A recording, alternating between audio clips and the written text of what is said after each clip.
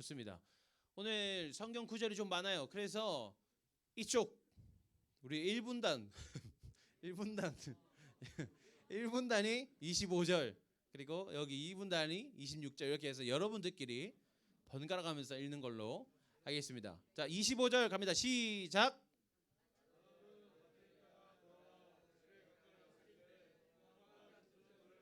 시작. 시작.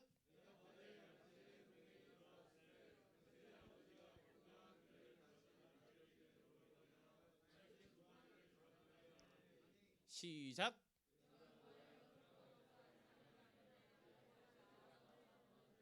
시작.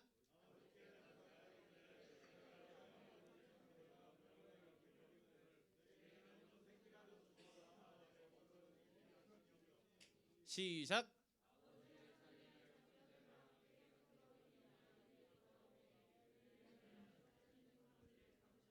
자, 시작.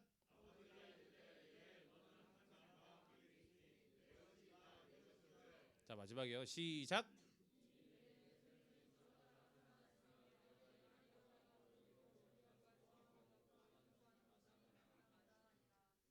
아멘.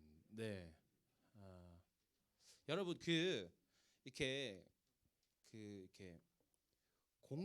우리가 공감한다고 하잖아요. 그 공감한다는 것은 지능의 영역이래요.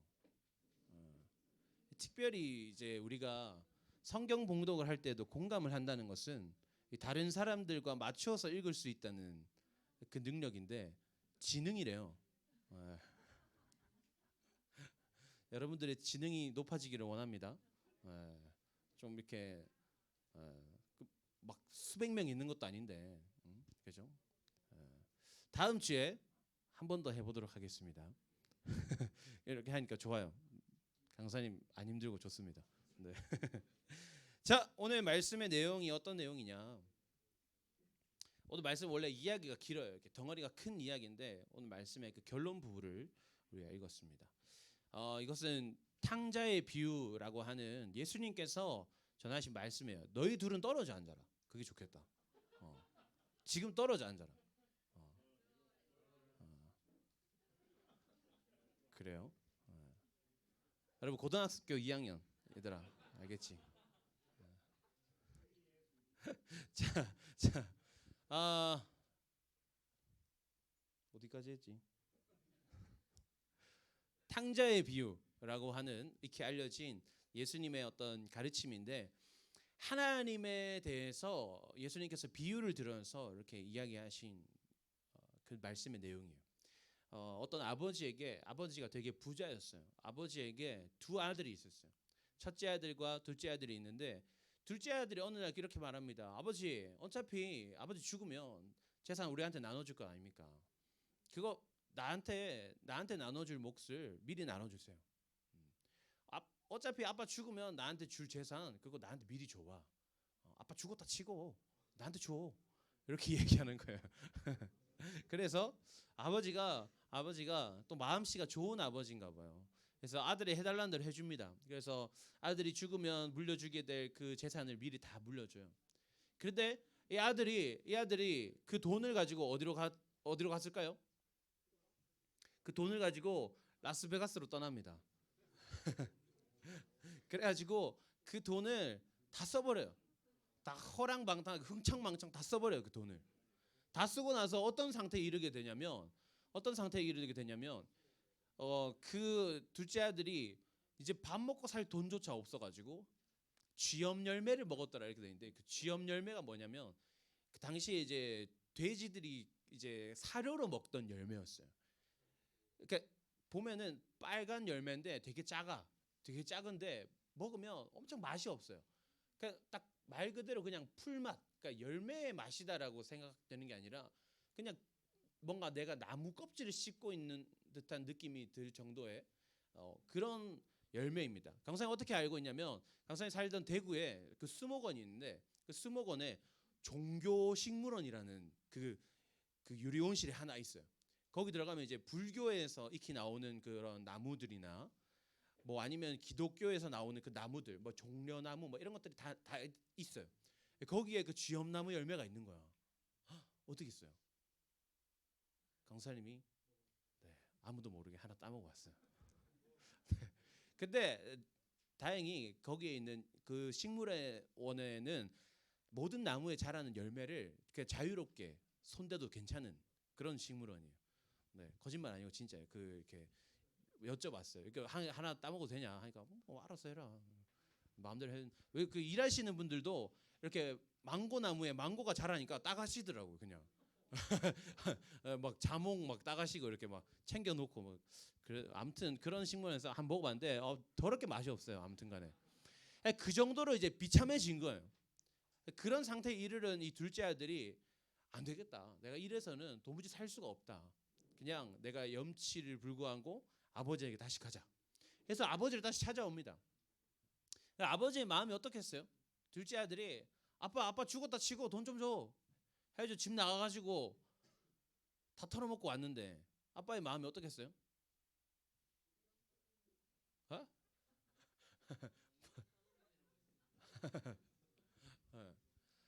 그냥 꼴도 보기 싫을 거 아니에요, 그죠? 너는 내 아들이 아니다. 이렇게 할 수도 있고. 그런데 이 아버지가 어떻게 하냐면 아버지가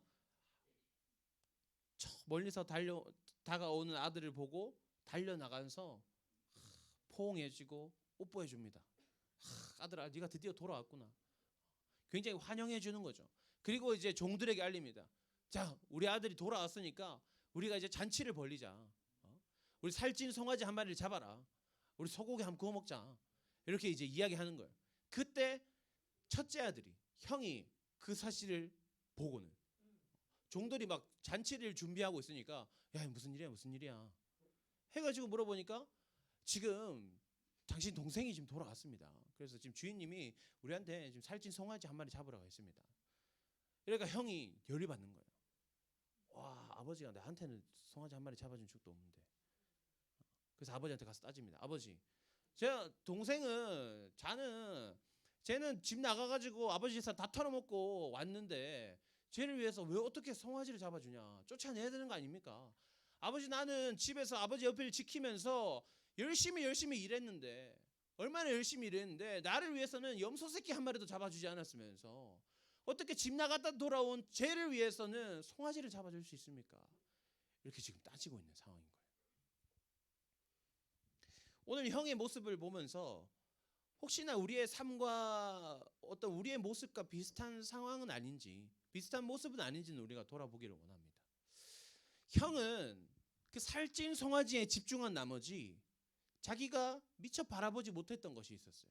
뭐냐면 말씀에 그때 아버지가 이렇게 대답하죠. 그 형에게, 첫째 아들에게 이렇게 대답합니다.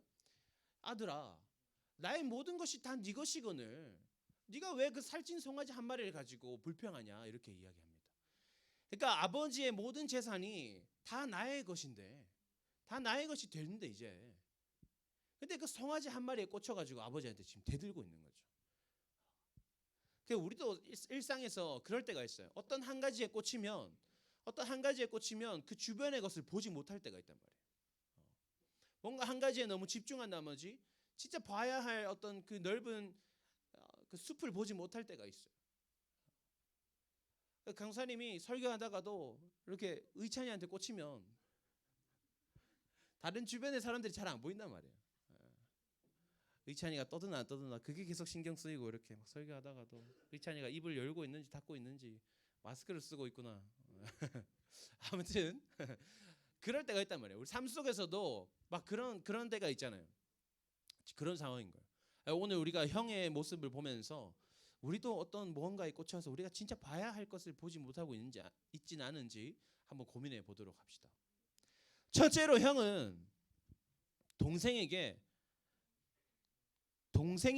가지고 있는 것에 자기의 마음을 빼앗겨 버렸어요. 나에게 없지만 남에게 있다고 생각되는 것, 너에겐 있는데 나에겐 없네? 라고 생각되는 것에 자기 마음을 빼앗겨 버린 거예요. 의찬아, 주원이를 볼 때 너에겐 없지만 주원이에겐 있는 것이 무엇일까?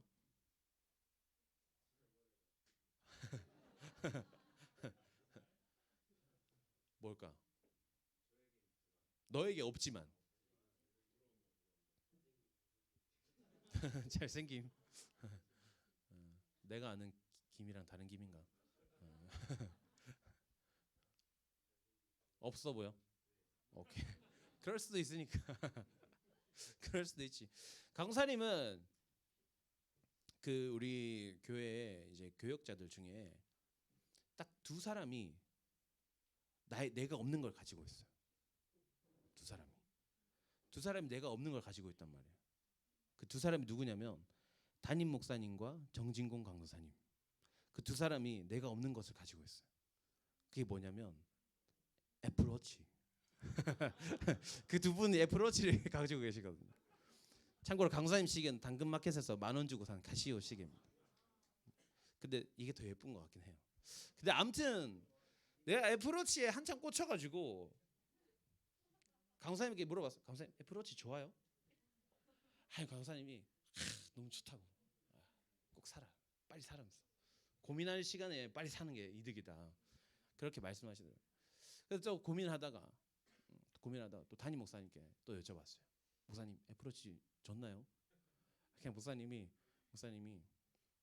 좋다. 목사님께서도 좋다. 빨리 사라. 이렇게 말씀하시더라고요. 네.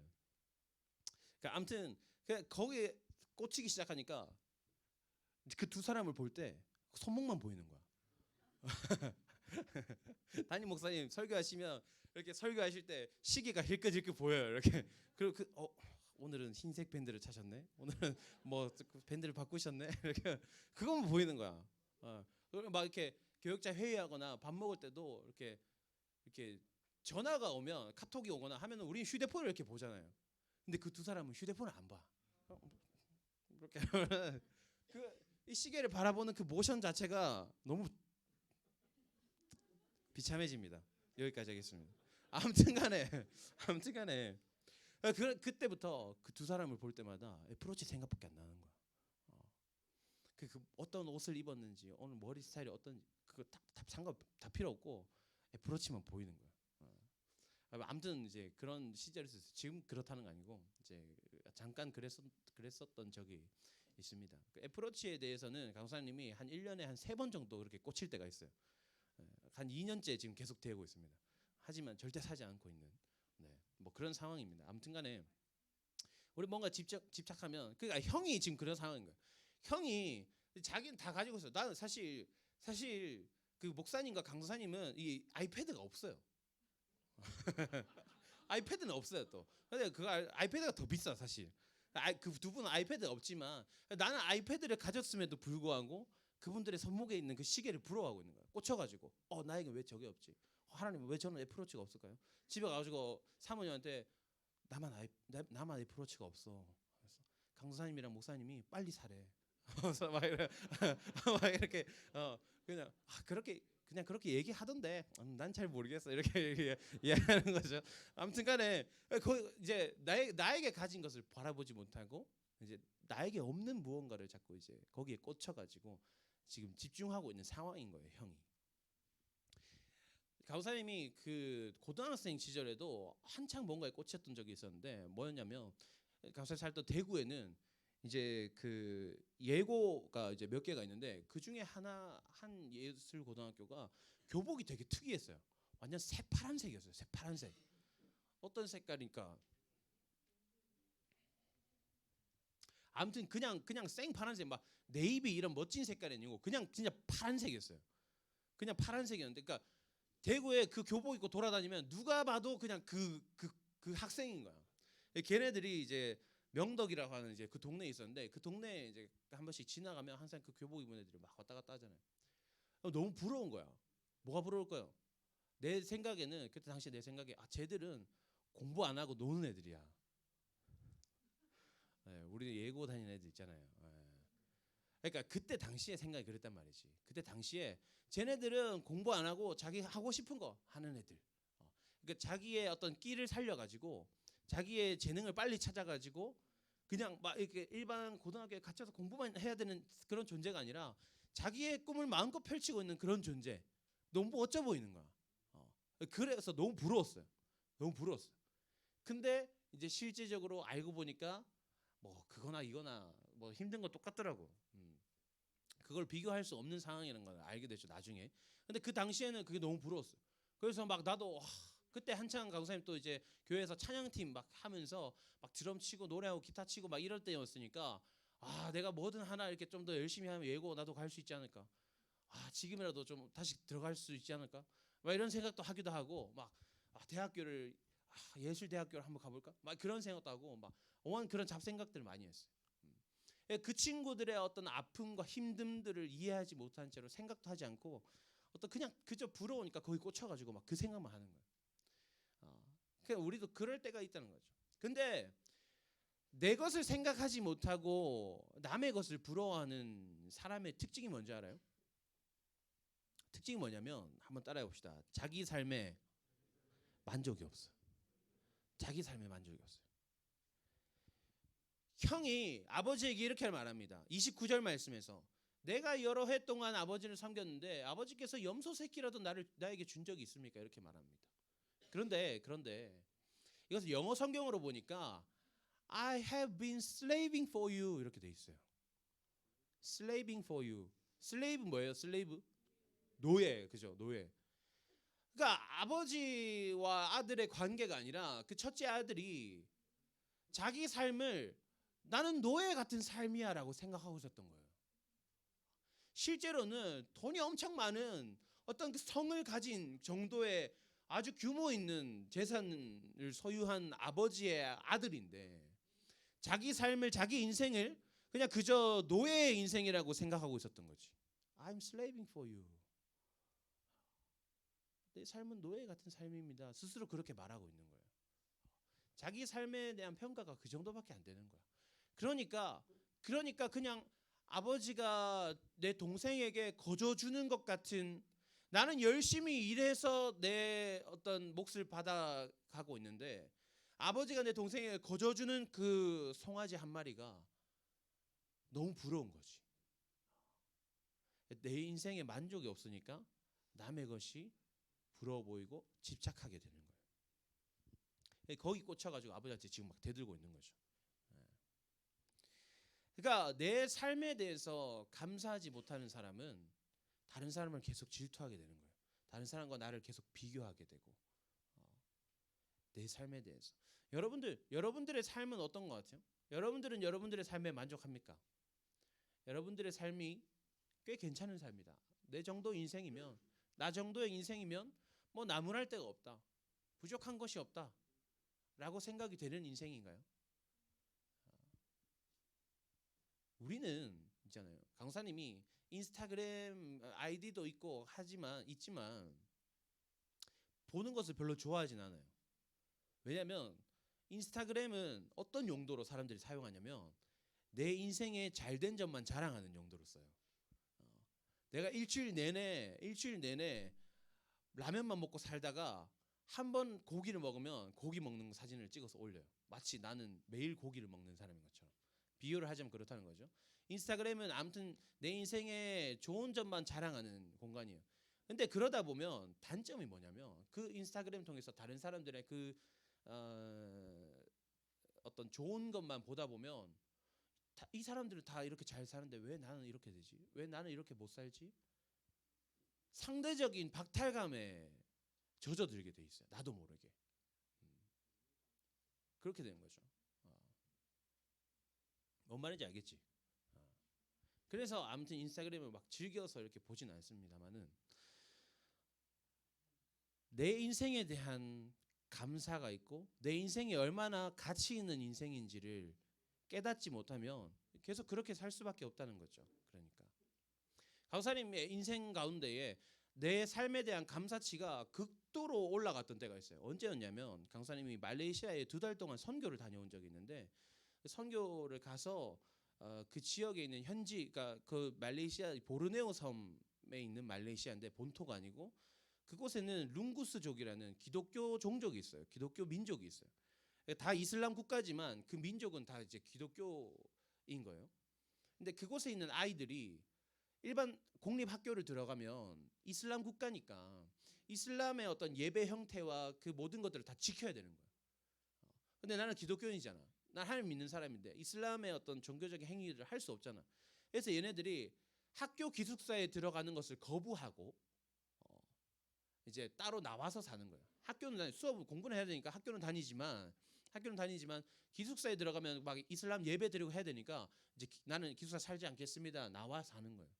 근데 그 중에 잘 사는 애들은 그냥 알아서 집 구해서 살지만 못 사는 애들은 집을 구할 수가 없잖아요. 학교 근처에. 그래서 이제 어떤 선교사님이 그 아이들을 위해서 이제 기숙사를 지어가지고 운영을 하시던 그런 곳이었어요. 그래서 강사님이 이제 그곳에 2달 동안 그 친구들과 같이 살았는데 선교사님이라고 뭐 돈이 얼마나 있겠어요? 없지. 한 달에 5만 원이 그곳에 있는 40명 아이들의 생활비예요. 무슨 말인지 알겠어요? 그곳에 40명의 아이들이 있는데 식비가 한 달에 5만 원이에요.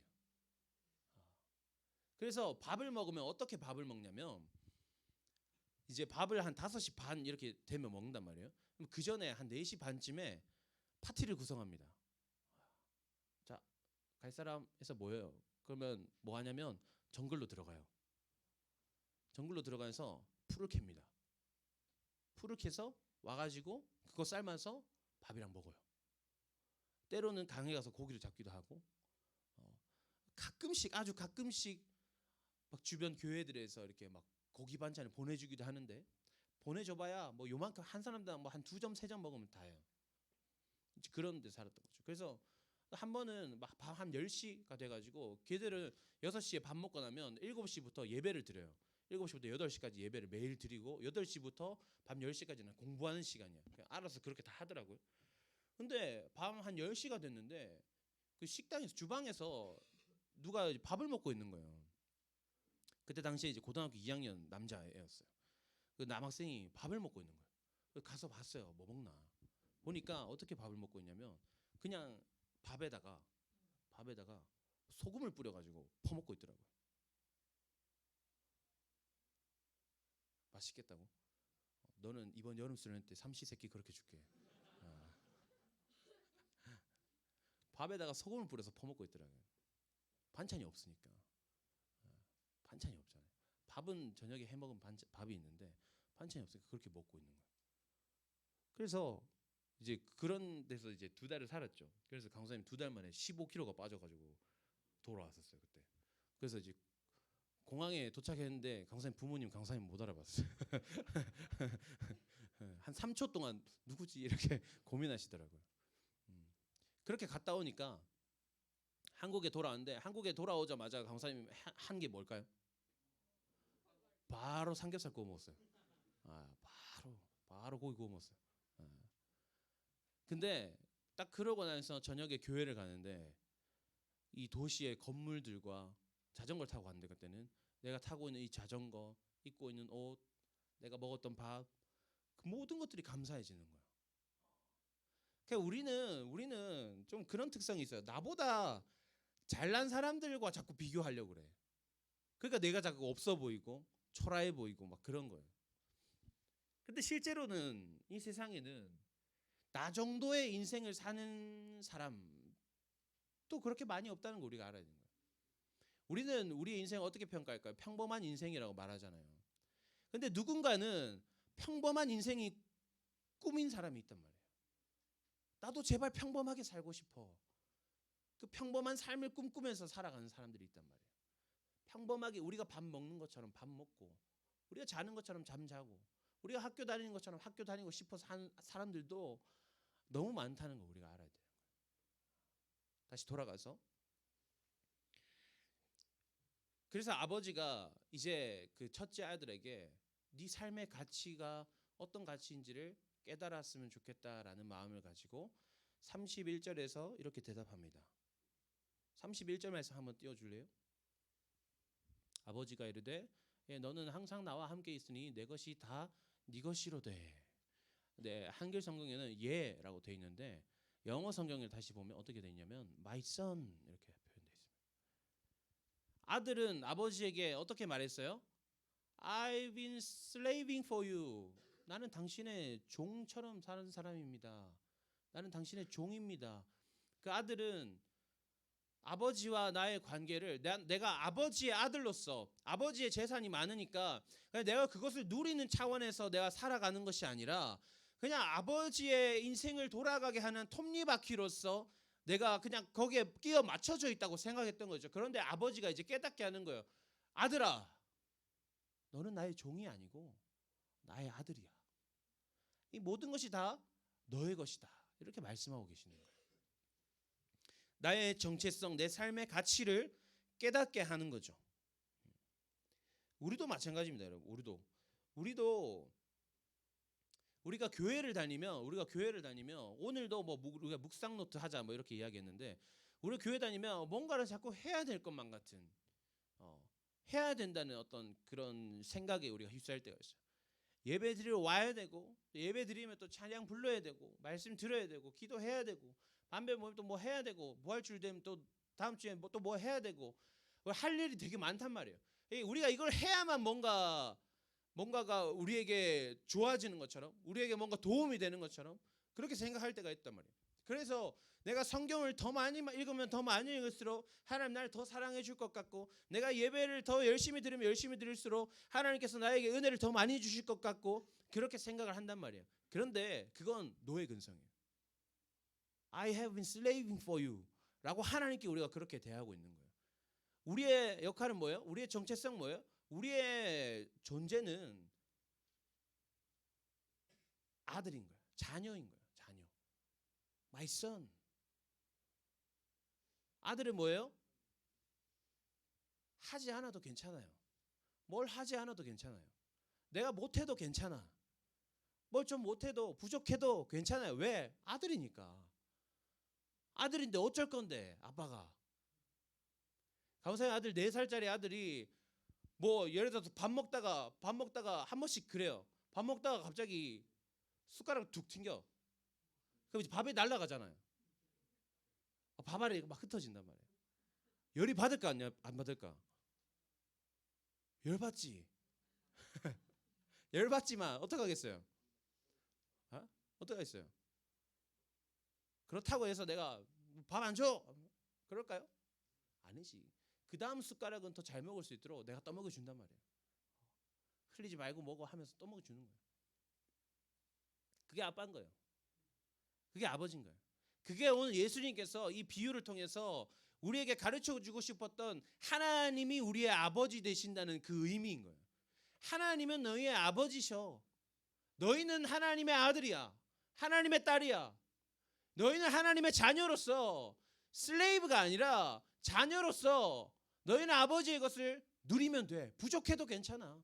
질투해도 어쩔 수 없지. 너희는 하나님의 자녀야.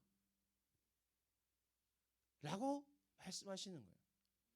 우리의 인생이 특별하지 못하다고 해서 여러분 좌절할 필요 없어요. 절망할 필요 없어요.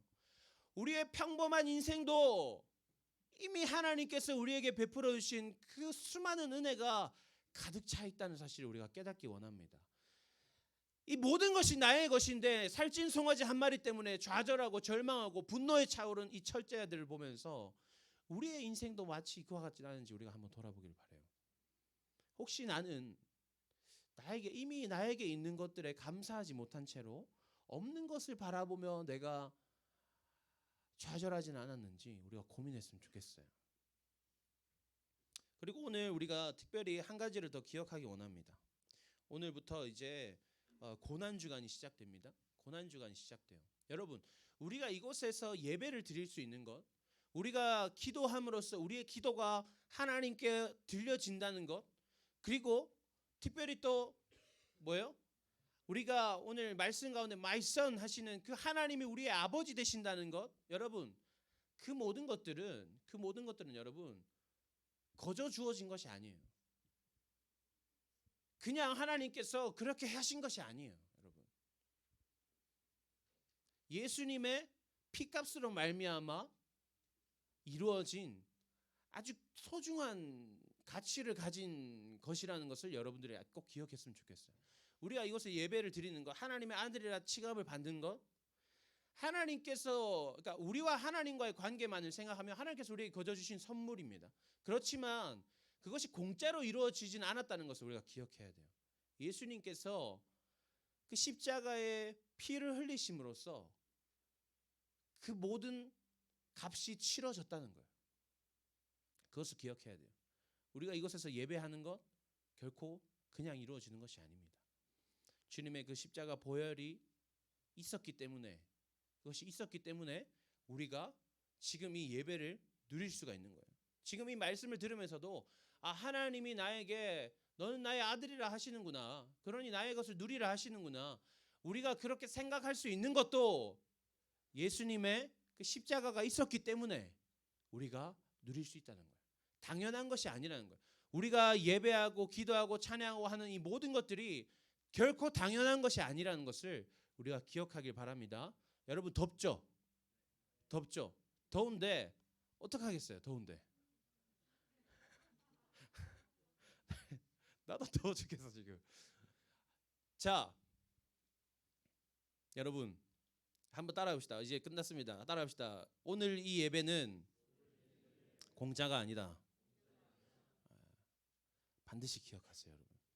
예수님의 고난 당하심을 일주일간 묵상하면서 철저히 묵상하세요. 여러분, 철저히 그 깊이 말씀 속으로 들어가 봤으면 좋겠어요. 예수님께서 이렇게까지 나를 사랑하셨구나. 내가 이렇게 평범한 인생을 살아갈 수 있는 것은 내가 잘났기 때문이 아니라 예수님께서 나를 위해서 십자가 고난을 당하셨기 때문이구나. 나의 이 평범한 인생은 예수님의 십자가 피로 사신 바 된 것이구나 라는 것을 반드시 기억하기 바랍니다. 아멘. 네, 우리 마지막으로 한 번 더 따라합시다. 오늘 이 예배는 공짜가 아니다. 이 사실을 반드시 기억하기 원합니다. 우리 이 시간 함께 찬양하면서 또 기도하고 마무리하도록 하겠습니다. 우리 임례라는 찬양입니다. 우리 모두 예배하는 자 되어 온전히 영과 진리로 주를 예배하자. 주가 우리와 함께 하시고 마르지 않는 샘물로 우리를 채우시리라. 하나님께서 우리를 끊임없이 채우신다고 말씀하십니다. 그런데 그 채워질 수 있는 그 비결이, 채워질 수 있는 이유가 예수님의 피로 사신 바 된 것이기 때문에 이루어질 수 있다는 사실 우리가 기억하면서 우리 함께 찬양하며 나아가겠습니다.